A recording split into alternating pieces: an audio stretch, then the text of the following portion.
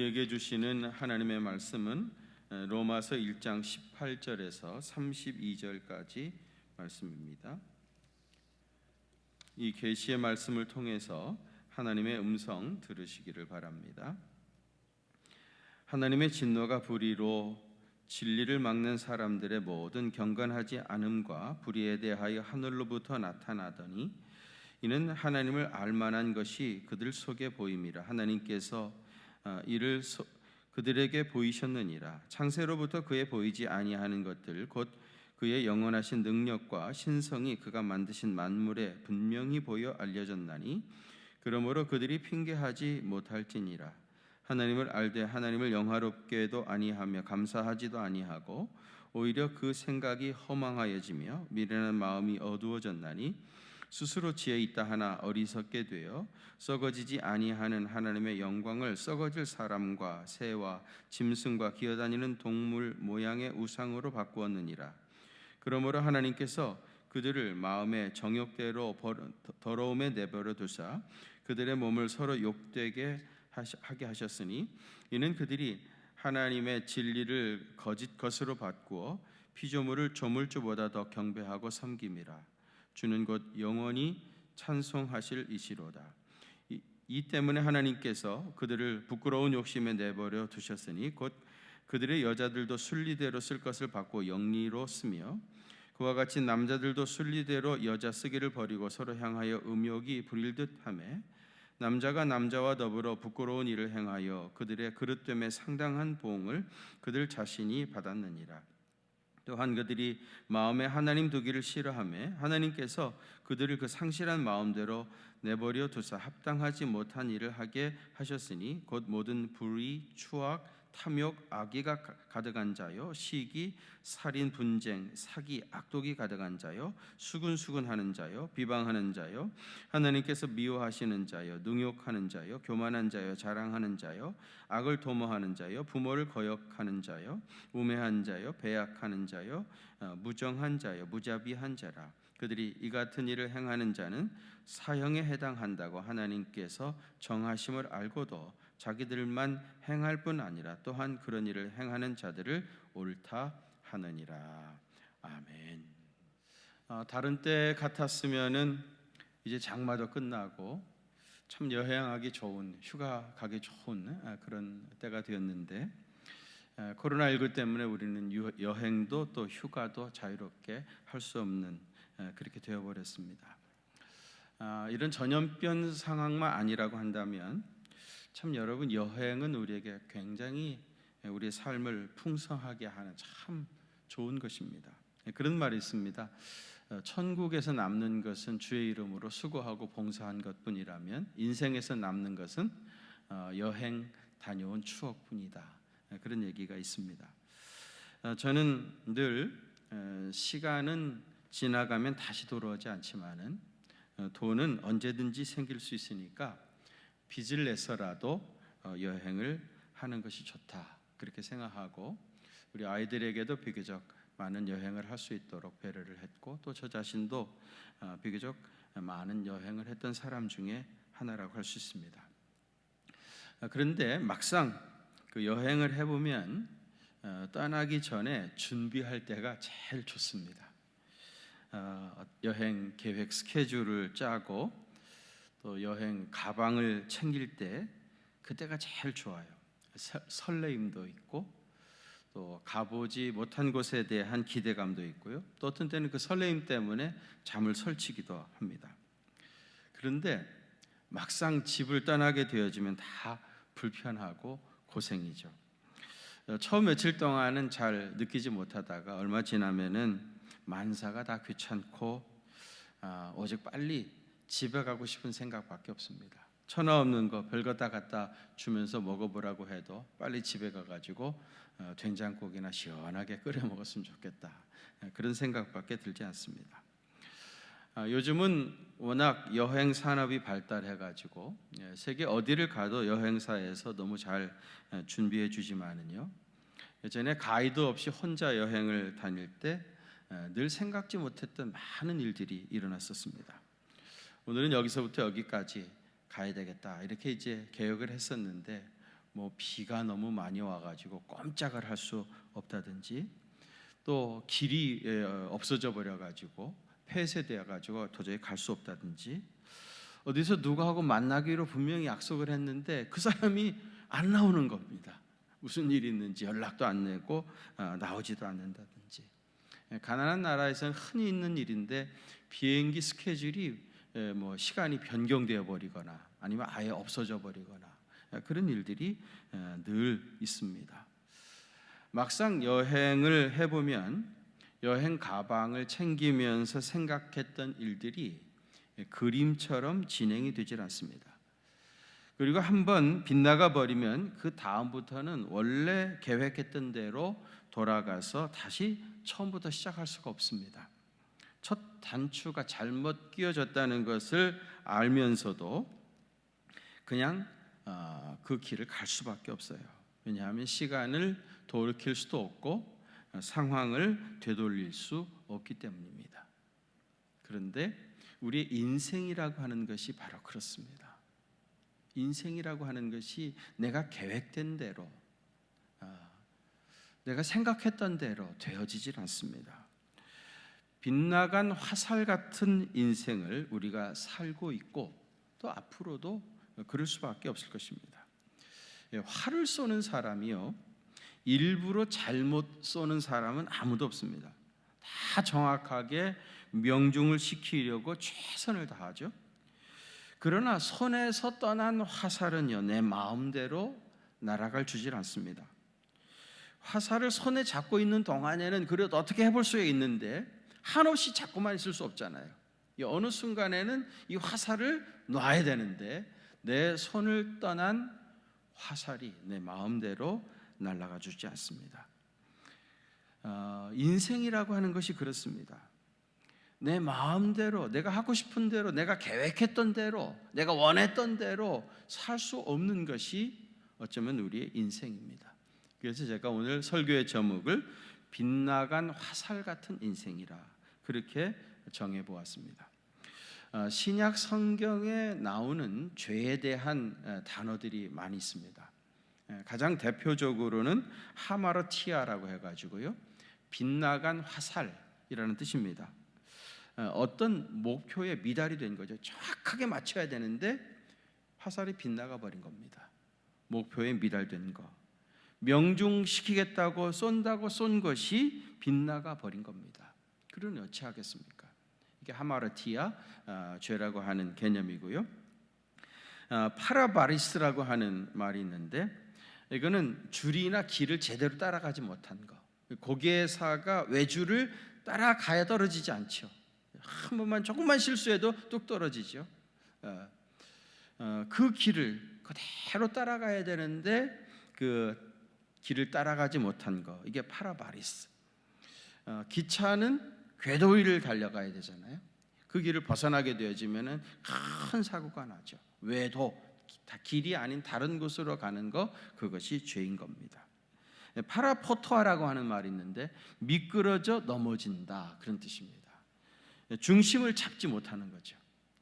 중심을 잡지 못해가지고 결국은 넘어지는 거, 자제하지 못하고 절제하지 못해서 결국은 넘어지는 거, 이게 파라포토아, 미끄러 넘어진다 하는 죄의 개념이고요. 또 아노미아라고 하는 말이 있는데 이건 불법이라는 뜻으로요, 하나님의 뜻대로 살지 않는 거, 이게 이제 아노미아라고 하는 뜻이고요.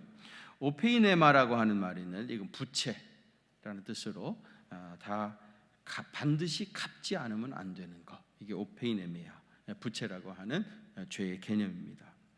이렇게 많은 죄의 개념들이 있는데 이런 모든 죄에 빠지게 되어지는 근본적인 원인이 뭐겠습니까? 근본적인 이유, 뭐 때문에 도대체 사람은 죄악에 빠지는가? 여러분 보면 28절 한번 같이 봉독하겠습니다. 28절입니다. 시작.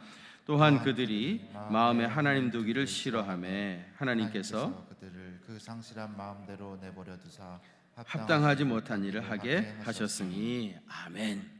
그 마음에 하나님 두기를 싫어하는 거예요. 하나님 두기를 싫어하는 거. 여러분 모든 죄의 원뿌리는 마음에 하나님을 두고 싶지 않은 겁니다. 자기 마음대로 하고 싶은 거예요. 2-3살 이제 걷기 시작한 어린 아이들 데리고 쇼핑몰에 가면은요, 엄마는 이 아이가 넘어질까 봐, 그리고 또 많은 사람들 가운데서 혹시라도 잊어버릴까 봐 이 아이 손을 꼭 붙잡죠. 근데 아이들은 엄마의 손을 뿌리치고 자기 마음대로, 자기 하고 싶은 대로, 자기 가고 싶은 대로 가고 싶어가지고 막 몸부림을 칩니다. 철없는 아이들이 엄마 손을 뿌리치듯 하나님과 상관없이 하나님을 그 마음에 두지 않고 자기 마음대로 살려고 하는 것, 이것이 모든 죄의 원뿔입니다. 여러분, 만일 사람이 그 마음에 하나님 두기를 싫어하면 그럼 하나님께서 이 사람을 어떻게 하실 것 같습니까? 여러분 24절 보십시오. 그러므로 하나님께서 그들을 마음의 정욕대로 더러움에 내버려 두사 그들의 몸으로 욕되게 하셨다 그랬고요. 26절 보세요. 이 때문에 하나님께서 그들을 부끄러운 욕심에 내버려 두셨다. 또 28절도 다시 보십시오. 또한 그들이 마음에 하나님 두기를 싫어하며 하나님께서 그들을 그 상실한 마음대로 내버려 두사. 계속 반복되는 말이 뭐예요? 그 마음대로, 자기 하고 싶은 대로, 하나님 마음에 두기를 싫어하고 자기 하고 싶은 대로 하고 싶다는데 하나님께서 내버려 두신다는 거예요. 자기 마음에 하고 싶은 대로 하도록 내버려 둔다는 겁니다. 여러분, 사람이 자기 마음에 하고 싶은 대로 다 하면, 다 하고 살면 어떻게 될 것 같습니까? 여러분, 하나님께서 내 마음을 붙잡아 주시고 어떤 때는 길을 막기도 하시고 심지어 어떤 때는 때리기도 하시고 그렇게 해서 우리를 붙잡아 주셨기 때문에 이렇게라도 우리가 신앙생활을 하고 있고요, 가정을 지키고 있는 것이고요, 건강도 지키며 살고 있는 것이지, 만일 자기 마음에 하고 싶은 대로 다 하고 살았다고 하면은 어떻게 될 것 같습니까? 여러분, 그 자기 마음에 하고 싶은 대로 다 하고 그냥 내버려 두는 것이 이게 절대로 좋은 일이 아닙니다. 아주 무서운 하나님의 심판의 말씀입니다. 여러분, 로마 시대의 사람들이 하나님을 그 마음에 두기를 싫어했기 때문에 결국 엄청난 죄악에 빠졌습니다. 바울이 로마서 이 편지를 쓸 때 로마는 총체적으로 타락한 도성이었습니다. 버질이라고 하는 역사학자는 당시에 로마를 이렇게 말했습니다. 옳고 그른 것이 혼돈이 되었고 전 세계에는 헤아릴 수 없이 많은 전쟁이 덮였고 수많은 부정이 횡행했다. 농사꾼은 농토를 떠났고 밭은 황폐하여지고 낫으로 칼을 만들었다. 칼을 가지고 낫을 만들어야 되는데 낫 가지고 칼을 만들었다는 거예요. 역사학자 리비는요, 로마시는 그 죄악에서 건질 수 없었고 고칠 치료법도 없었다. 시인이었던 프로퍼티우스는요, 나는 교만한 로마가 자신의 풍요로움 때문에 망해가는 것을 보고 있다. 당시 로마는 특히 사치와 향락이 극에 달했다고 그래요. 로마의 공중 목욕탕에서는 온수와 냉수가 은으로 만든 수도 꼭지에서 흘러나왔다고 그러고요. 칼리구라 황제 때에는요, 경기장 바닥에 톱밥 대신에 금가루를 뿌렸다고 그럽니다. 톱밥 대신에 금가루. 유베넬이라고 하는 사람은요, 전쟁보다 더 잔혹한 사치가 로마를 덮고 있다.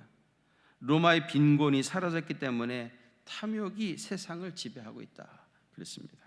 뿐만 아니라 가정이 파괴되어지고 이혼이 만연했다고 그럽니다. 세네카는 이런 얘기했어요. 여인들은 이혼하기 위해서 결혼했고 결혼하기 위해서 이혼했다. 이혼을 밥 먹듯이 하는 겁니다. 유베넬이라고 하는 사람은요, 5년 동안 8명의 남편을 가진 여자를 그의 책에 소개를 했고요. 글라우디우스 황제의 아내였던 아그리빠는요, 황후라는 사람이 더러운 욕정을 채우기 위해서 창녀 노릇을 하기 위해서 밤마다 왕궁을 떠났다고 합니다. 영국의 주계학자 윌리엄 바클리가요, 로마의 초대 황제 15명 가운데 14명이 동성연애자였다고 합니다. 그들은 지금 말하는 에이즈 반점 같은 것이 없는 사람은 귀족으로 취급하지도 않았습니다. 동성연애하다가 에이즈 반점 같은 것이 나타나는 것을 귀족의 상징으로 생각했습니다. 에이즈 반점이 나타나면 그것을 자랑스럽게 여기다가 육체의 고통이 느껴지기 시작하면 자살을 했습니다. 당시 최고의 용맹과 미덕이 자살이었기 때문입니다. 여러분 상상이 가십니까? 당시 로마가 얼마나 타락했는지. 윗물이 맑아야 아랫물도 맑다고 했는데 황제가 왕궁에서 동성연애를 하고 부끄러운 수치를 오히려 자랑하고 있으니 그 백성들의 삶은 어땠겠습니까? 이렇게 타락한 도성이 바로 로마였던 겁니다. 오늘 보면 25절에서부터 32절까지는요, 당시 로마 사람들의 죄악상을 조목조목 고발하고 있습니다. 25절에서는 피조물을 조물주보다 더 경배하고 섬겼다고 그래요. 여러분 세상에 있는 피조물을 천지를 창조하신 창조주 하나님보다 더 아끼고 사랑하고 섬기고 경배한 겁니다. 결국 하나님을 그 마음에 두기를 싫어하게 되어지면은 피조물을 하나님처럼 섬기게 되어져요. 그런데 여러분 피조물을 섬기고 따르게 되면 그것이 사람을 지배해 버립니다. 그 마음의 피조물, 하나님보다 더 사랑하는 피조물이 그 마음을 지배해 버리면 그것이 이 사람의 인생을 지배하게 되죠. 또 26절에서 27절은요, 당시 성행했던 동성연애에 대한 말씀입니다. 26절은 레즈비언이라고 하죠. 여성들의 동성연애에 대한 말씀입니다. 여자들도 순리대로 쓸 것을 받고 영리로 쓴다. 이 말이 바로 동성연애에 대한 이야기입니다. 로마 시대의 여성들 사이에서도 동성연애가 이렇게 성행했습니다. 27절에서는 남성들의 동성연애에 관한 말이죠. 남자들도 순리대로 여자 쓰기를 버리고 서로 향하여 음욕이 부릴 듯하며 남자가 남자와 더불어 부끄러운 일을 행하여 그들의 그릇됨에 상당한 보응을 그들 자신이 이미 받았느니라 그랬어요. 여러분 이미 상당한 보응을 그들 자신이 받았다고 했는데 이게 구체적으로 뭐겠습니까? 에이즈 같은 병에 걸려 결국은 죽어가게 됐다, 그런 뜻입니다. 흥망성쇠라고 그러죠. 그동안 얼마나 많은 나라와 제국들이 일어났다가 망하기도 했습니까? 소돔과 고모라 이후 수천 년 동안 인류 문화사가 증언하고 있는 것은 타락의 끝이라고 하는 동성연애가 만연하게 되면 반드시 그 나라와 문명은 멸망을 하게 되어 있습니다. 우리나라도 5천년 역사 이래 이제 조금 살만하게 되는가 싶었더니 차별금지법이니 뭐니 하면서 이 나라가 망하는 길로 가지 못해 안달이 나 있습니다. 동성연애가 만연하게 되어지면 그 문명은, 그 사회는, 그 제국은 반드시 멸망하게 되어집니다. 동성연애뿐만 아닙니다. 29절 이하에 보면 온갖 죄가 하늘에 사무치게 됩니다. 시간 관계상 일일이 다 설명하지 못하지만은요, 우선 추악이라고 하는 건 뭐냐면요, 추악, 자기만 죄에 빠지는 게 아니에요. 다른 사람을 타락하게 하는 거예요. 언제나 죄 짓는 사람은 꼭 다른 사람을 끌고 들어가 가지고 같이 죄악에 빠지게 합니다.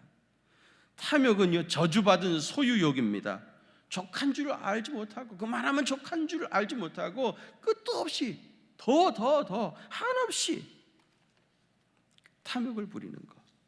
또 악의가 가득한 자, 헬라어로는 자코 에테이아라고 하는 말인데요, 이건 뭐냐면 뭐든지 나쁘게 해석하는 겁니다. 사실은 사건 그 자체보다 그걸 어떻게 해석할 것이냐, 그런 해석의 관점이 더 중요한 건데, 이 악의가 가득 찬 사람은요, 뭐든지 다 나쁘게만 해석하는 거예요. 또 시기, 남 잘 되는 것을 결코 용납하지 않는 것이죠. 사기는 돌로스라고 하는 것인데요, 불순물을 집어넣어 가지고 질을 저하시키는 겁니다. 포도주에 물을 섞어 가지고 혼합시키는 거. 귀금속에 100% 순금이 아니고 거기다가 불순물을 집어넣는 거, 이런 게 돌로스입니다. 진짜 순 참기름이라고 했는데 나중에 알고 보면 거기다 다른 걸 섞은 겁니다. 이게 사기예요, 돌로스. 또 수근수근대는 거, 남의 귀에 대고 한쪽으로 가서 비방하는, 다른 사람을 비방하는 거. 또 자랑하는 거, 알라존이라고 하는 건데요. 이건 뭐냐면은 방탕하는 돌팔이 의사를 말합니다. 자기가 뭐 하나 고치고 돌아다니면서, 온 세상 돌아다니면서 자기가 이것을 고쳤다고 자랑하는 돌팔이 의사, 알라존, 자랑하는 거고요. 또 보부상들이 말이죠, 하찮은 물건 들고 다니면서 그냥 떠버리면서 이게 굉장한 물건인 것처럼 그렇게 자랑하는 거, 이걸 알라존이라고 합니다.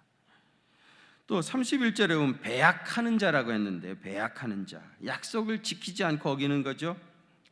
로마의 전성기에는 로마 사람들의 정직함이 굉장히 놀라웠다고 그래요. 그들이 말한 것은 법적인 효과가 있을 정도로 한 번 약속하면 반드시 지켰던 겁니다. 그래서 로마라고 하는 제국이 생길 수 있었던 거예요. 로마가 타락하면서 약속한 것을 지키지 않는 겁니다. 다른 사람의 말을 신뢰할 수 없는 세상이 되어져 버린 겁니다. 배약하는 자들이 생겨나기 시작했던 거예요. 또 무정한 자라고 했는데요.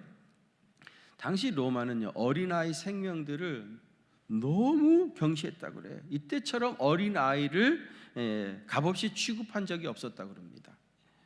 어린아이가 태어나면요, 이 아이를, 갓난 아기를 자기 아버지 발치에다가 다 이렇게 눕힌다고 그래요. 아버지가 이 아이를 가슴에 안아주면은 아들로 받아들이고 살린다는 뜻이고요. 그냥 돌아 누워버리면은 즉시 이 아이를 가져다가 광장에다가 버려야 했습니다.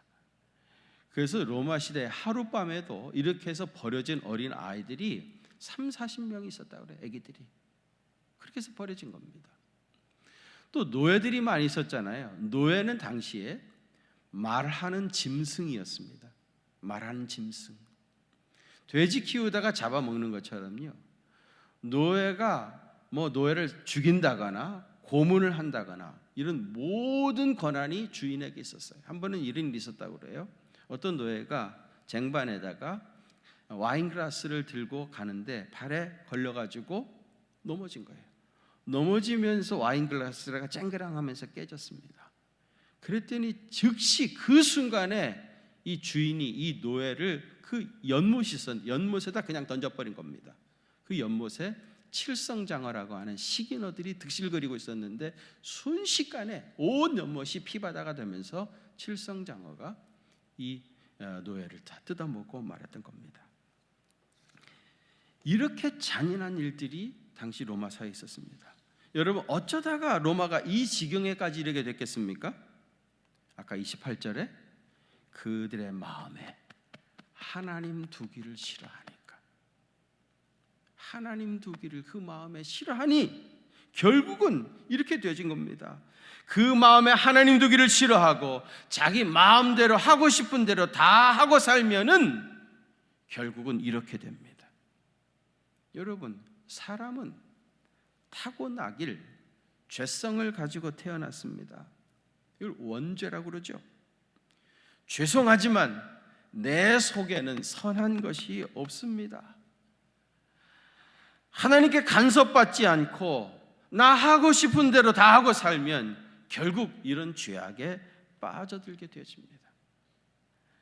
아무리 잘 쏘려고 해도 화살을 정확하게 관역에 맞출 수 없는 것이 인생입니다. 내 손에서 떠난 화살은 내 마음대로 날아가 주질 않습니다. 빗나간 화살 같은 우리의 인생은 하나님을 전적으로 의지하며 살 수밖에 없습니다. 내 힘으로, 내 의지적인 결단으로, 내 자제력으로 어떻게 해볼 수 있는 성질의 것이 아닙니다. 늘 번번이 실수하고 넘어질 수밖에 없는 것이 우리의 인생입니다. 이것을 인정하고 늘 하나님을 마음에 품고 하나님의 도우심을 구하며 그 그늘 아래 살아야 됩니다. 코미디 같은 엉뚱한 질문 같은데요, 여러분, 혹시 관역의 화살을 정확하게 맞출 수 있는 무슨 다른 방법이 없겠습니까? 아무리 정확하게 맞추려고 해도 자꾸 빗나가는데 혹시 정확하게 관역의 화살을 맞출 수 있는 무슨 아이디어가 혹시 없습니까? 이건 다른 패러다임으로 접근을 해야 됩니다. 말장난하는 것 같지만 이렇게 하면 어떨 것 같습니까? 먼저 벽에다가 화살을 쏘는 거예요. 먼저 쏘아놓고 그 다음에 가서 그 화살을 중심으로 관역을 그리는 겁니다. 코미디 같은 웃기는 이야기죠. 그러면 명중을 시킨 거 아니겠습니까?